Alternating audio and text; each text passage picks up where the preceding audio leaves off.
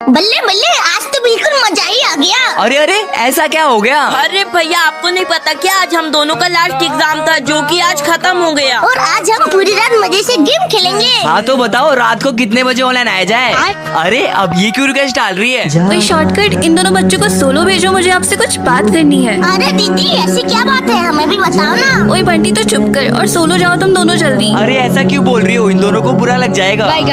बुरा लग जाए तो मैं क्या करूँ? शॉर्टकट तुम्हें मेरे साथ गेम खेलना है कि नहीं? नहीं, मैं अपने भाइयों के साथ ही खेलूंगा। ठीक है, तो तुम रहो ये पिकाचू बच्चों के साथ, मैं तो चली। रात के 10 बजे। अरे यार, बंटी और अंश ने बोला था कि वो रात को ऑनलाइन आएंगे, बट अभी तक आए क्यों नहीं? अरे अंश तो ऑनलाइन आ गया।